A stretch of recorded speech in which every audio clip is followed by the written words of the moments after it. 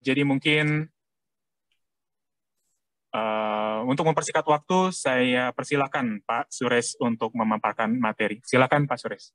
Ya, selamat pagi.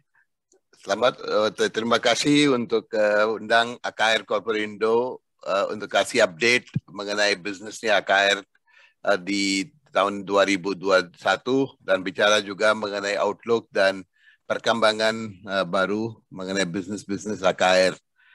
Mungkin saya mulai share presentation saya itu. Ya. Hari ini saya mau bicara juga mengenai pandangan AKRA dalam kemuliaan ekonomi sekarang post-COVID dan juga impact-nya ke AKR Corporindo gimana di tahun depan juga. So basically kita mulai bicara mengenai performance AKR di 9 bulan 2021 yang mana AKR sudah catat laba bersih sekitar 797 miliar atau naik 20% banding dengan tahun lalu. Untuk gambaran aja, saya mau kasih tahu mengenai bisnis AKR apa itu. Kalau AKR Corporindo sudah ada di Indonesia udah 6 dekade dan bisnis modelnya AKR adalah gimana kita sediakan end-to-end supply chain untuk supply bahan baku seperti kimia dasar dan juga energi seperti BBM ke customer kita di semua tempatnya di Indonesia. Sebagai perusahaan, kita memiliki infrastruktur dan logistik yang sudah ada di 17 pelabuhan di Indonesia yang sudah gambarkan di slide ini. Mulai dari Surabaya, mungkin di tahun 70-an, AKR sudah bangun infrastruktur seperti tank terminal, pelabuhan, dan juga memiliki armada kapal dan juga truk, termasuk 380 unit tanker, juga 12 kapal, dan juga sediakan semua fasilitas gimana pelangganan di industri dan juga retail bisa terima ke BBM dan juga untuk ke chemical. So kita juga punya infrastruktur untuk handling bulk seperti gudangan dan semuanya. So kenapa itu penting untuk AKR dan juga untuk pelangganan kita adalah produk-produk yang AKR distribusi adalah produk yang bulk, yang mudah bakar, korosif dan semuanya, yang harus sudah punya atau memiliki infrastruktur yang khusus untuk handling produk ini. Dan ini semuanya tadi saya bilang bulk, harusnya ada pelabuhan dan juga infrastruktur untuk delivery ke customer. Untuk itu, setiap hari AKR deliver produk seperti kimia dasar dan BBM ke lebih dari 2.000 pelangganan di Indonesia. Kalau mau bicara mengenai Indonesia sebagai negara kepulauan, penting adalah gimana kita bisa organize logistik dan control operation di semua tempatnya. Untuk itu AKR sudah invest juga untuk IT yang mana kita bisa control semua aspek bisnis kita. Sekarang dalam waktu 5 tahun yang terakhir kita juga udah mulai ekspansi ke bisnis lainnya seperti di Java Integrated Industrial and Port Estate. Nanti saya bicara lebih lanjut mengenai bisnis ini dan perkembangan bisnis itu. So tadi saya bilang kalau mau control operation, especially dalam waktu COVID ya, yang mana orang nggak bisa kerja dari kantor, AKR tahun lalu juga sudah invest banyak untuk upgrade informasi IT platform kita, mana sekarang karyawan marketing bisa order semua pakai mobile ordering system. Dia juga bisa proses semua order customer kita pakai CRM dan semuanya. Dan kita pakai GPS dan semuanya untuk control operation across the country. Itu untuk industrial dan juga untuk retail. Retail kita sudah roll out dari tahun 2010. So basically ini bantu AKR untuk tetap bisa deliver produk-produk even dalam waktu pandemi.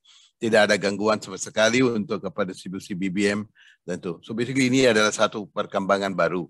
Dan ini kita bisa kirim semua produk tepat waktu ke pelangganan dan secara efisien dan kurangin cost logistik juga. Benar-benar itu juga bantu dengan hard asset yang kita punya dan juga soft asset. Kita mungkin bisa deliver produk sesuai dengan permintaan customer dengan biaya logistik bisa turunin.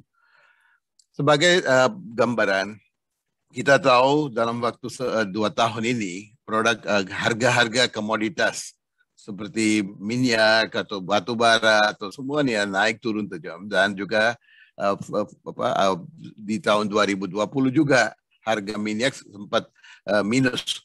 Tapi AKR sebagai distributor, kita manage the uncertainty dengan strategi-strategi yang tepat yang sudah pakai dalam waktu 17 tahun terakhir ini. Kalau bicara mengenai harga minyak, ya AKR sebagai distributor ambil posisi ya. Kita ambil posisi, kita trading, ambil banyak posisi di harga dengan ekspektasi harga naik kita profit, tapi itu turun juga rugi besar. Kenapa dalam waktu 15 tahun ini AKR tetap bisa grow CAGR profitnya lebih dari 15% adalah semua pricing yang untuk customer seperti untuk BBM itu pakai formula. Referensi harga adalah average mean of Platts Singapore yang 2 minggu yang terakhir. Itu menjadi patokan untuk gimana kita sediakan harga ke pelangganan. So apapun adalah harga minyak di dunia langsung pass through ke customer. Tidak ada risiko ke AKR. Dan juga kita ambil banyak inventory, so zero net open position at the end of each period. Cuman inventory yang kita punya sekitar 18 sampai 20 hari. Itu bisa ada storage yang kita bisa handle sampai 30 hari juga. Tapi kita gak mau ambil risiko. Setiap period kita net off dan kita juga manage semua aspeknya ke kurs.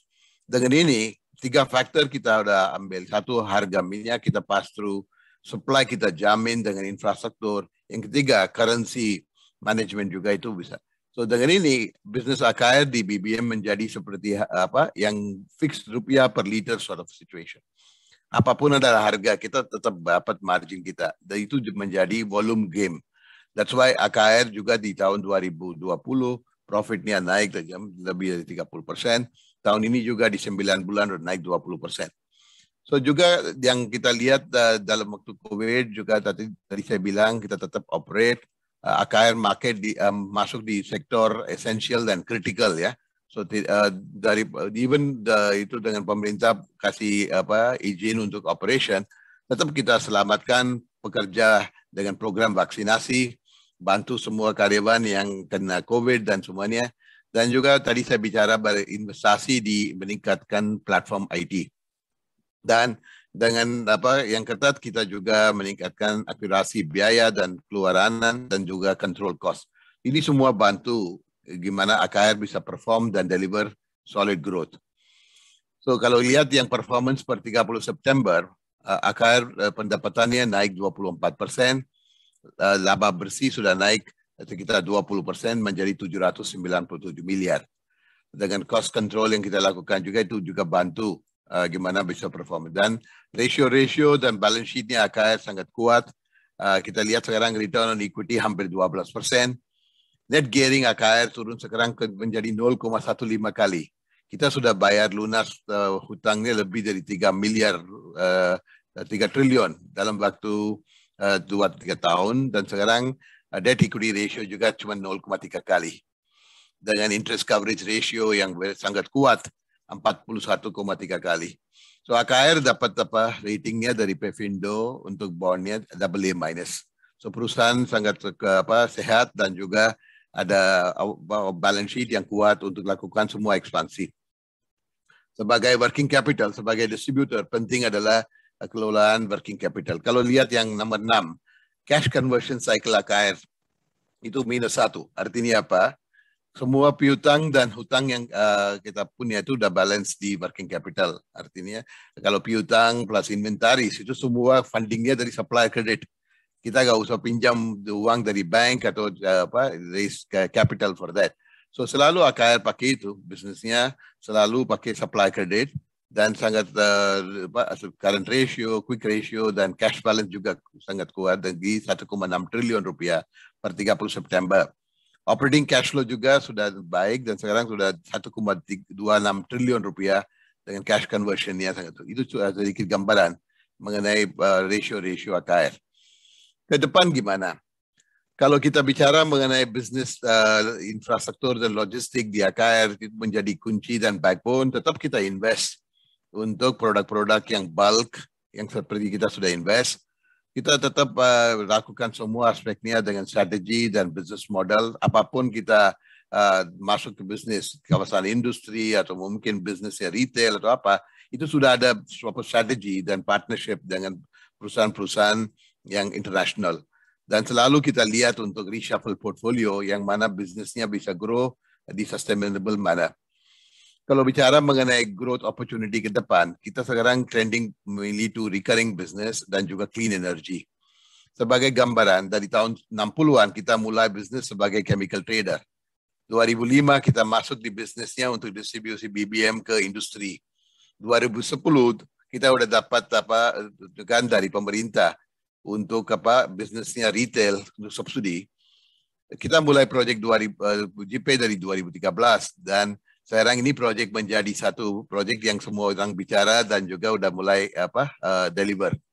2018 kita sudah masuk dengan retail dengan BP dan ke depan kita lihat dengan trennya sekarang dunia masuk ke clean energy dan juga reduce carbon footprint. Kita sudah mulai masuk bisnis seperti clean energy, nanti saya bicara juga. So basically bisnis ini sekarang udah mulai pivot untuk new recurring business dan pasti ini semua adalah impactnya ke profitabilitas AKR ke depan. Sebagai outlook dan opportunity di tahun 2021 saya bicara mengenai bisnisnya. Kalau revenue masih AKR, BBM yang kontribusi 75% ke revenue AKR, kalau kimia dasar sekitar 19%. Tapi harus kita lihat gross profit. Masalahnya tadi saya bilang, apapun ada harga kita pass through. Lebih baik kita lihat di gross profit contribution. Perdagangan dan distribusi sekarang contribute 76% ke gross profit AKR. Tapi bisnis baru, kawasan industri sudah mulai kontribusi juga. Sekarang 19% dari laba bruto AKR sudah dari kawasan industri JP. So ini adalah satu strategi yang kita lakukan bisa contribute ke laba bruto AKR ke depan. Dan juga sebagai perusahaan kita di trading and distribution tetap kita optimis, tetap bisa grow dan tumbuh di bisnis dengan berapa segmen termasuk yang mining, general market dan semua udah mulai rebound lah. Sebagai gambaran, AKR sekarang sudah memiliki market share di biosolar itu sekitar 14%. Ya di pasar itu. So perkiraan dengan permintaan kimia dasar dan BBM tetap kita lihat yang opportunity untuk growth. So sebagai growth kita lihat di BBM, AKR tahun ini target untuk jual biosolar dan juga semua fuel sekitar 2,5 juta kiloliter di tahun ini. Itu lebih besar daripada 2,3 juta yang kita distribute di tahun 2020. So sampai mungkin September aja udah already capai 75% dari target. Dan dengan kondisi di sekarang di logistik dan energi di dunia ya, kita tahu banyak negara sekarang menjadi antrian di pompa bensin, nggak dapat solar dan semua. Indonesia juga sama, ada banyak tempatnya yang mungkin scarcity. So basically di bulan Oktober juga akan tetap dapat volume lebih besar dan marginnya juga sudah mulai baik. So dengan ini kita confident tahun ini kita bisa reach a target of 2,5 juta dan margin di kuartal 4 juga lebih baik daripada kuartal 3. So dengan itu kita optimis untuk tahun 2021 bisa capai target dan dengan perkiraan harga komoditas dan tight supply di dunia terus di 2022 kita sekarang bikin budget tapi saya pikir mungkin tahun depan juga bisa growth profit AKR di double digit. Ya, sekarang kita juga masuk di bisnisnya retail dan juga di Aptur dengan BP sebagai partner. Kalau kita bicara mengenai chemical, tahun 2021 juga menjadi satu tahun dengan very good prospek untuk chemical. Penjualan kimia dasar tahun ini udah naik 25% banding dengan tahun 2020. Kenapa? Itu tahun 2020 banyak perusahaan mulai ada isu dengan PPKM dan itu, tapi sekarang banyak udah mulai buka. Permintaan dari smelter, rayon dan semua industri sudah sekarang udah rebound dan tahun ini perkiraan kita udah bisa naik lebih dari 1,5 juta metrik ton chemical. Dan satu lagi aspek adalah dengan semua komoditas seperti itu chemical juga tahun ini harga udah naik. Kalau lihat caustic soda udah naik 32%, soda ash 20% gitu. Kenapa saya gambaran ini? Kalau di bisnis chemical, AKR adalah commission based company. Kita dapat commission dari harga. Kalau mungkin misalnya kita dapat 6% dari harga ESP, tahun ini kita dapat lebih besar angkanya. Persentasenya sama, tapi jumlahnya, amount-nya udah lebih besar. Dan juga kita lihat yang ekspansi dengan mitra di global juga itu bisa meningkatkan pasar dan baru produk-produk yang bisa deliver. Seperti yang dengan Petronas, kita sudah mulai kerja untuk distribusi berapa produk. First we already started to distribute methanol. Ini juga adalah produk yang butuh banyaknya untuk bio solar atau mungkin FAME. Nanti kita ada rencana untuk tambah berapa produk juga.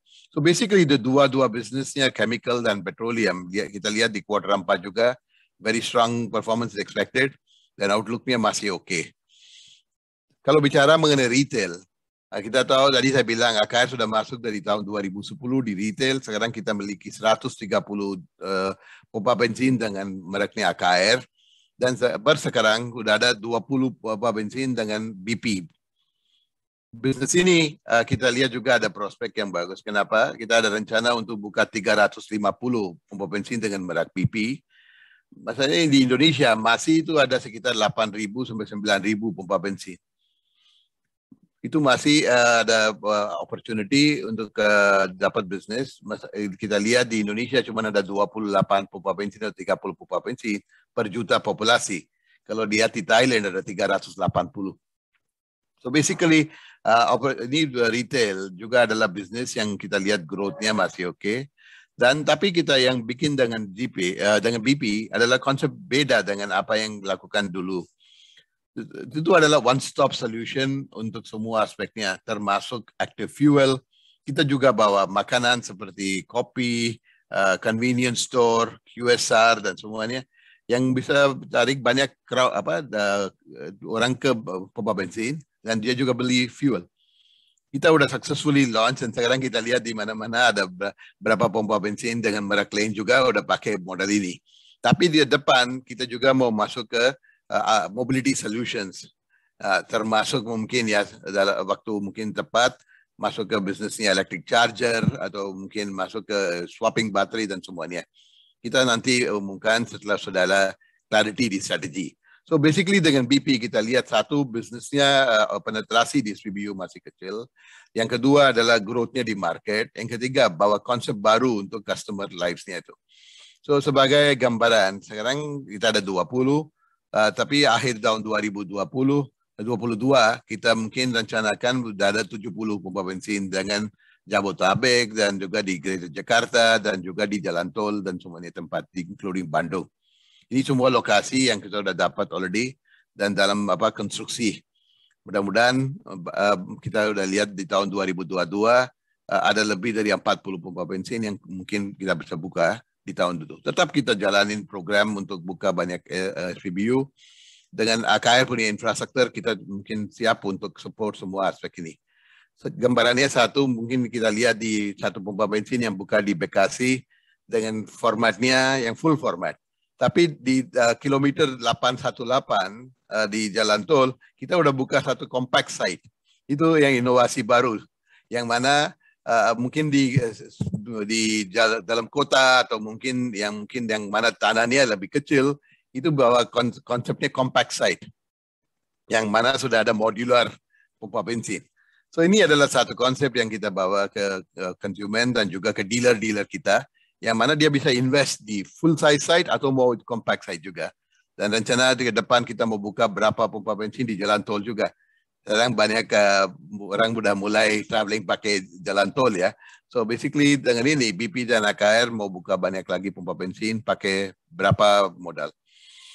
Dan juga sekarang dengan implikasi dengan pemerintah punya program-program untuk revive the economy, kita lihat yang manufaktur, mungkin di hilirisasi, ekonomi hijau, itu semua bisa dorong sinergi dengan bisnisnya AKR. Dan kita tetap investasi dan juga expand di bisnis ini.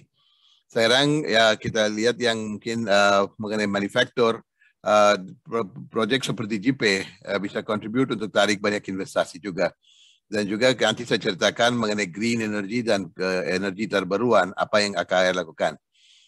Sebagai proyek yang strategik yang kita lakukan dengan Pelindo adalah Java Integrated Industrial and Port Estate.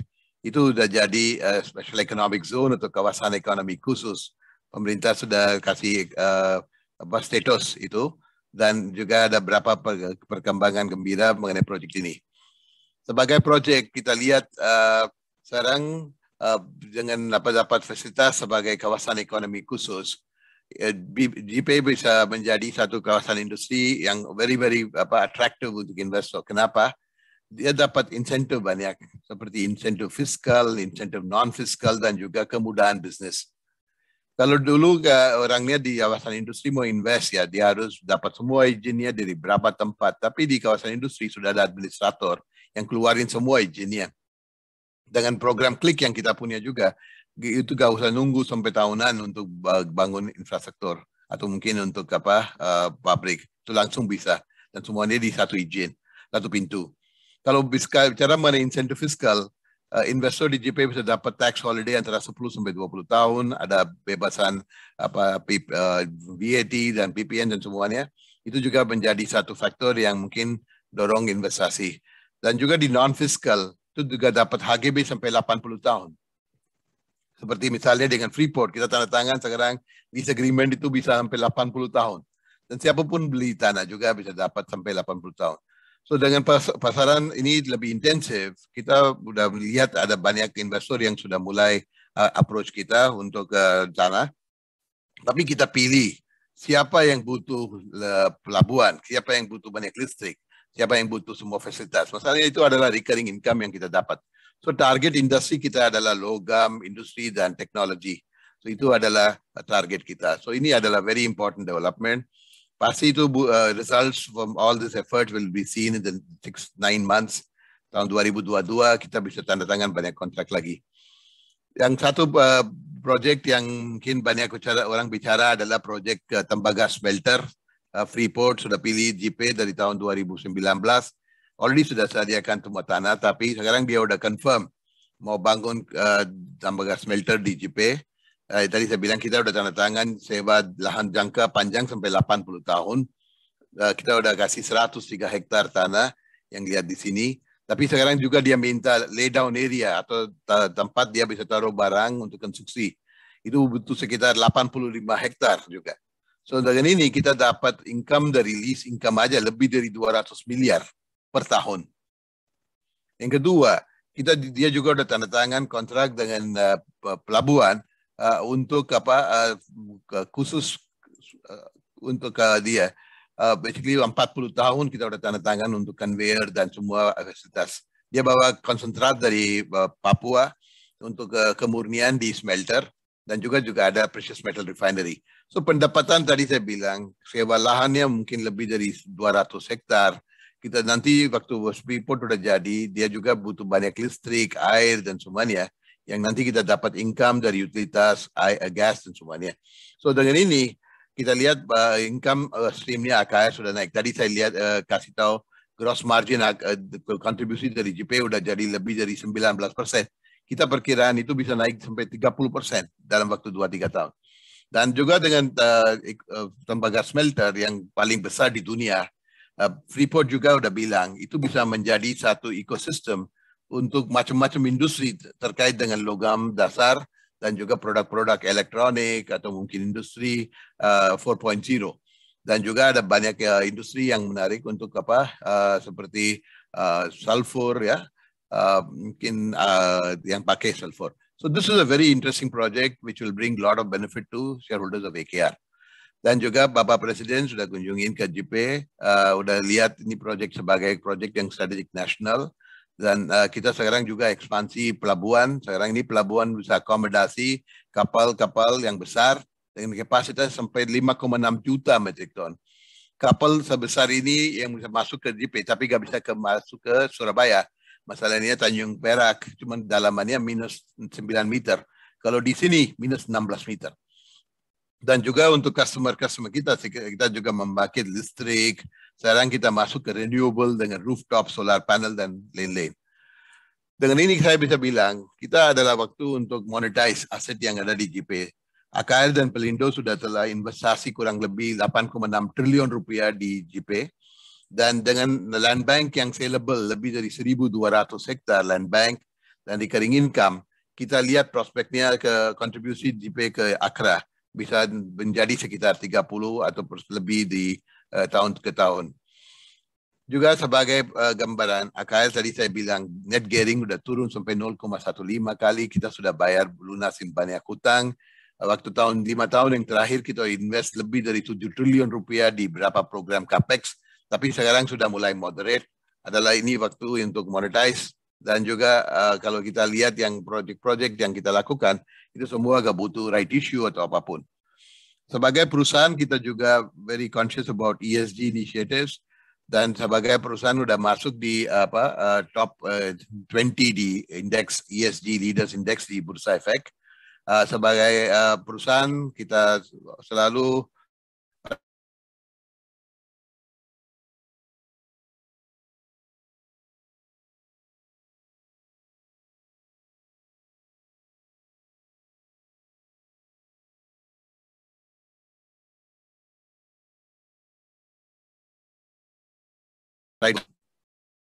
dan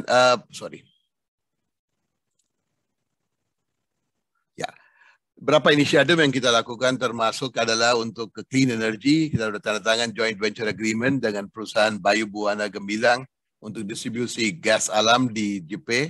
Nanti ke depan kita juga mau lihat project-project seperti LNG dan semuanya. Dan sekarang tadi saya bilang kita udah mulai masuk ke bisnisnya untuk hasilan energi surya dengan rooftop solar panel dan nanti di floating. Itu juga bisa contribute untuk energi dengan renewable. Sebagai perusahaan, AKL sudah always well recognized for corporate governance. Kita dapat berapa award. Thank you very much for your support. Dan berapa award terkait dengan corporate governance yang penting. Dan juga Asia Money sudah umumkan AKL sebagai outstanding company di logistik dan infrastruktur. Basically kalau lihat yang performance stock tadi technical analysis Bapak Ibu sudah dengar. Terus Akra mungkin sekarang udah performance-nya lumayan bagus, rasio-rasio dan impact-nya udah lihat dari technical tadi. Tapi saya bilang ini perusahaannya sekarang udah dapat banyak upgrade dari analis. Dia udah lihat perkembangan bisnisnya di Indonesia dan juga di Akra sekarang sudah mulai baik. So basically ada berapa analis yang sudah mulai upgrade perusahaan their research report. Dan tadi saya bilang kalau dengan posisi kuat dengan cash flow yang kuat, lalu AKL bagikan dividen dengan dividen payout lebih dari 50%. Ya, basically AKL dah bagi dividen 2 kali, interim dan final. So tahun ini juga dengan profit growth-nya sekitar 18-20%, tetap kita bisa increase our dividend payment to our shareholder. Kita lihat sekarang juga Akra sekarang udah rencanakan untuk lakukan stock split. Mungkin tujuannya adalah untuk meningkatkan jumlah pemegang saham di Akra. Dan kita di BOD AKR lihat juga ada partisipasi dari anak muda ya, atau mungkin generasi muda dan milenial sekarang di pasar sudah lebih besar dengan untuk bikin lebih menarik untuk investor domestik. Kita rencana untuk lakukan stock split. Kita udah already dapat in principle approval dari Bursa Efek dan mudah-mudahan tanggal 20 Desember nanti kita mau panggil RUPS luar biasa untuk dapat persetujuan untuk stock split. Kalau stock split 1:5 sudah approve, itu mungkin harga saham di tahun 2022 Januari itu bisa perdagangan dengan harga baru. Kita sudah lakukan stock split 2 kali sebelumnya, tahun 2007 dan 1996. Dua kali kita sudah lihat impactnya untuk jumlah pemegang saham sudah naik, dan mudah-mudahan dengan performance AKR di tahun 2021 dan 2022 tetap bisa grow sustainably. I'm sure the interest in the stock will be much more. So basically I want to conclude and open for Q&A dengan bicara itu adalah solid stock with a significant growth potential. Kita miliki strategi yang mungkin di mana bisnisnya tetap bisa tumbuh berlanjutan. Resiko-resiko seperti harga minyak tadi sudah explain, tidak ada masalah. Oke, juga AKR sebagai perusahaan sudah punya logistik infrastruktur yang kuat ya, dan aliran cashnya juga kuat, dan kita tetap commit untuk semua aspeknya ESG, dan mau bisnisnya tetap jalan dan on a recurring basis, not only from trading and distribution, tapi dari bisnis ini juga. Terima kasih dan kembali ke Bapak Moderator.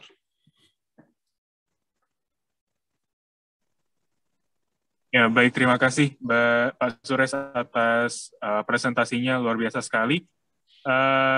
Technical analysis dari AKR Korporindo Tbk.